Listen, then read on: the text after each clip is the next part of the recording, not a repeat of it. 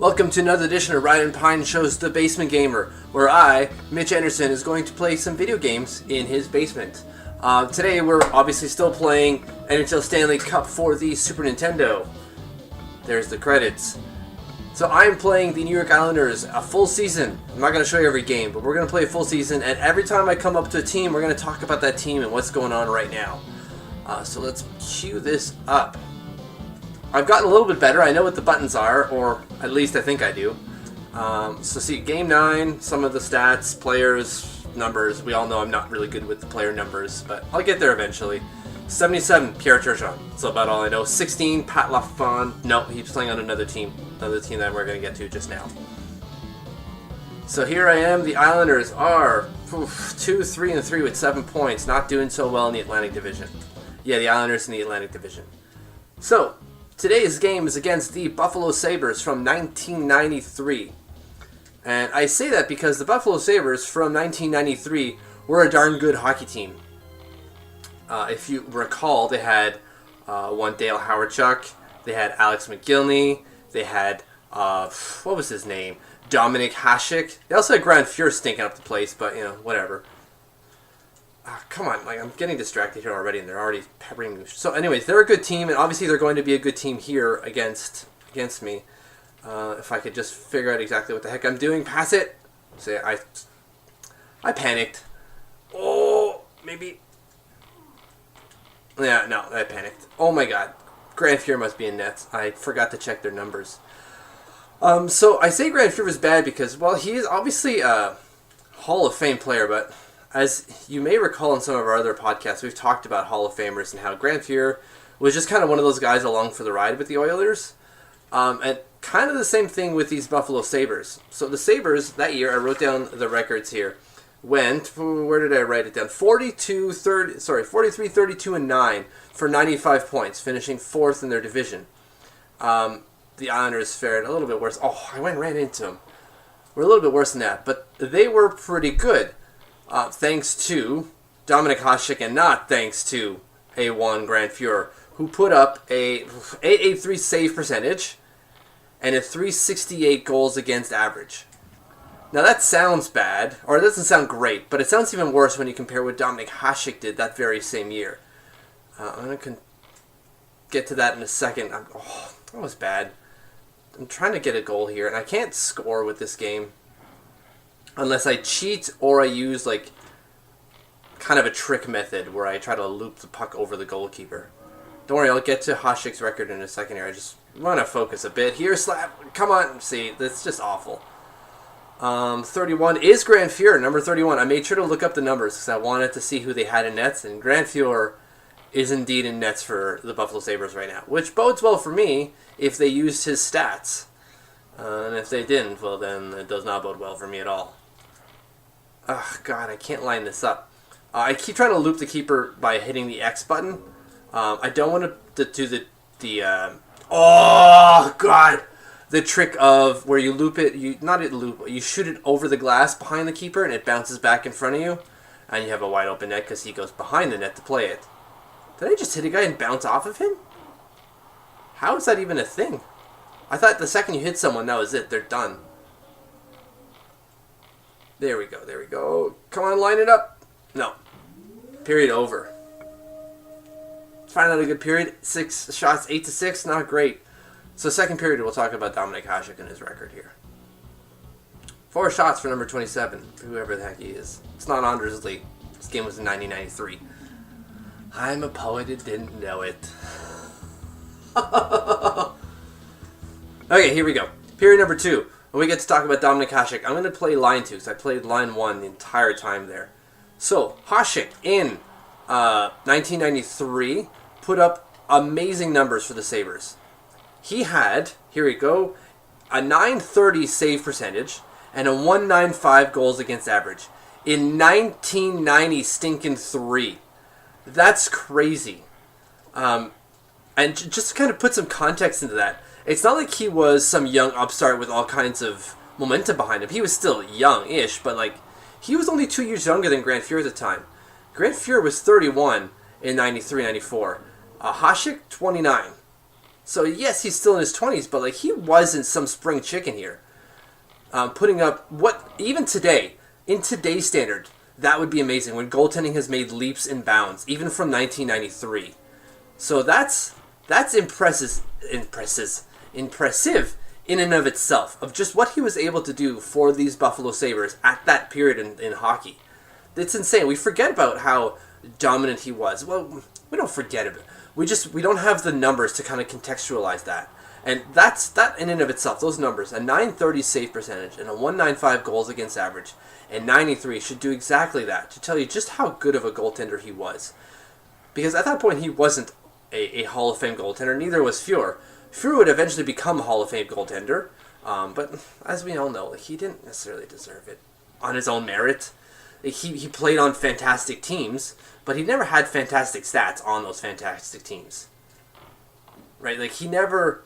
Oh, I got lucky there and I wasn't in front of the net. See, always go to the front of the net, kids. Always. You never know what could happen. Oh my god. This is frustrating me. I can't get anything going offensively in this game. Oh. See, look at that. It cleared all the way and my guys are nowhere to be found. Look at that. I had the possession of the puck and everything, and then I got turned upside down. My mom sent me over to Bel Air. See, I can't even do it. I'm so dumb. I don't even know the stupid show and how it was, like, the rhyme and the rap at the beginning, because I'm too focused on this game. So the Sabres were good, so I expect them to be tough to play against, because it seems that while you can't, your players don't get rankings. I think there's an internal ranking in the game where some players are just faster or better or stronger than others, where you can check one player and it just... nothing will happen. Whereas you check another one, he'll go flying halfway across the ice. And look how the speed on this guy. There's no speed up button. There's no power boost or speed boost here. But yet he was able to blow by my defenders. So I know that inherently they have rankings. So I imagine that the good teams back then had good rankings. 2 shots on net. That's terrible. Back to line 1. But in this case, I don't know what they are because they don't advertise them. They don't show them. They only give you a number. So I assume Pierre Turgeon's 77 is a good player. But I don't know because I can't substantiate it. That's just the flaws of the Super Nintendo back in 1993 and the developer for this game specifically. But more on the Buffalo Sabres. So they're not good. They used to be good. In the 93, for example, they were good. But they are not good today. So today they have a terrible, terrible record where they're last in the Atlantic Division. They're the laughing stock of... Not the Atlantic. Yeah, the Atlantic. It is the Atlantic. Oh. Did my goalie just hit my own guy? I didn't think that was a possibility. But lo and behold, sure enough it is. They're awful, and so they're... Oh, man. They're going to sell on the trade deadline. That is this Monday. Who are they going to sell exactly? Like, they're not going to get rid of Jack Eichel. They're probably not going to get rid of their number 2 center in Ryan O'Reilly. So the only guy left is Evander Kane, who's on an expiring deal. So what are they going to get for Kane? That's what I'm concerned about. Not concerned about, but I'm wondering. Because we just saw Rick Nash go for what is effectively a king's ransom for Nash, specifically. So Nash went for, get this, a 2018 first-round draft pick in 2018. Sorry, I just said that twice. A 7th-round pick in 2019. Ryan Spooner, who's a defensive prospect. Sorry, no, he's a center. 26-year-old center. And Matt Bolesky, who's a big left-wing player. Spooner can get up to 50 points in an NHL season. He's done 49, I think, so far. And Bolesky can get you 37 points. So these are good NHL players. And it's not like either of them are on expiring deals. Well, what's his name? Spooner is. He's got a year left, but he's an RFA, so you still have team control. Bolesky, on the other hand, has 3 years left at 3.8. So that's a lot to get back if you're the New York Rangers for what is it's literally a rental in Rick Nash. Like, there's no other way to cut it. Rick Nash is a rental for the Boston Bruins. And they gave away 4, what is it? Not 4 players, but essentially 4 players, because they gave him 2 picks and 2 players now. So what do you get for Kane, who's better and younger And under team, no, maybe not team control. He'll be UFA. Who is better? He's got 40 points already this season. Rick Nash does not have that. So you're getting a better player. What do you get if you're Buffalo? Oh, a first round, a third round maybe this year, and 2 prospects from whatever team? And what team can get away with that? Like St. Louis, maybe? Because I know they're in on a lot, but St. Louis seems like the fit. Although they might miss the playoffs, so that kind of like ruins the purpose of a rental if you don't make the playoffs.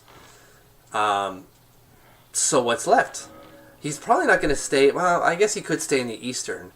But who's going to pick him up? Boston just did their moves. Toronto isn't picking him up. That's not happening. Vegas? He'd probably love to be in Vegas, but would Vegas love to have him with those attitude problems? As if I deked that. And I deke and I still can't get it done.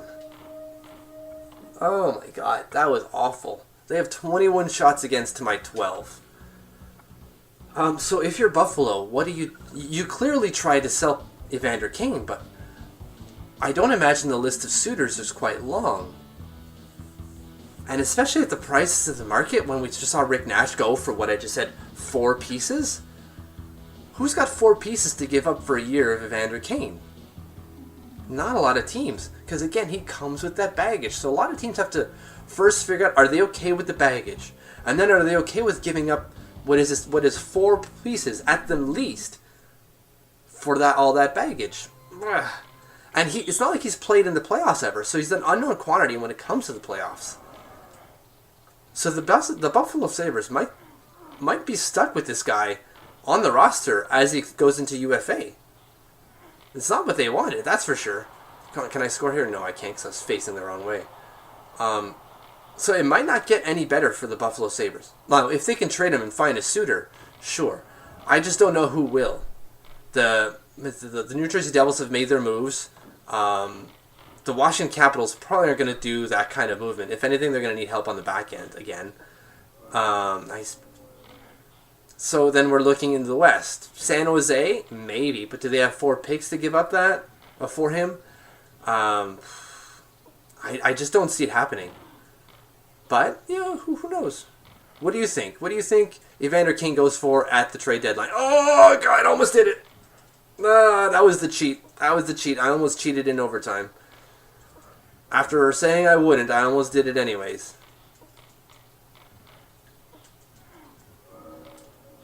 Come on, here we go. All right. I'm going to win a game here instead of... Oh, God, I can't win this game. I've got 2 wins on the season out of 9 games. 3 ties and 3 losses. I need some wins. I need some points on the board here. There we go. Okay, this is clearly not working, so I got to stop doing that. Don't get offside. I got a player in there. There we go. Oh, see, I'm much better with my skating in so much as I know what the players can and cannot do, which I did not know before. Here we go. Oh, big open ice hit. Missed. I thought that was going in. Oh, yes, got him on a line change.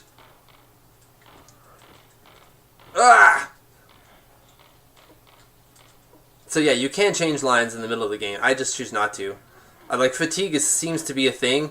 Oh, they hit the post. I just don't know how to quantify fatigue. I don't know when the players get fatigued. I don't know how you can tell if they're getting fatigued, if they're slower, but I can't really decipher who's quick and who's not. Okay, so we can poke check while we don't have the puck. Oh my God, just clog the front of the net, why don't you? I wonder if my stats show how many... Oh, I thought that was going in. I thought I had it. With 20 seconds to go, I thought I had it. 1 more point. God, I'm going to have so many ties at the end of this. It's going to be ridiculous. So there's game number 9, where we played the Buffalo Sabres, and we talked about how Dominik Hasek was so dominant. We forget exactly how dominant he was, but when you see numbers like 930 save percentage and a 195 goals against average in 1993, kind of puts things into perspective pretty well. And we're not really sure exactly what they're going to do, because they have one big piece to move, but who knows if they can actually move it. But here we go.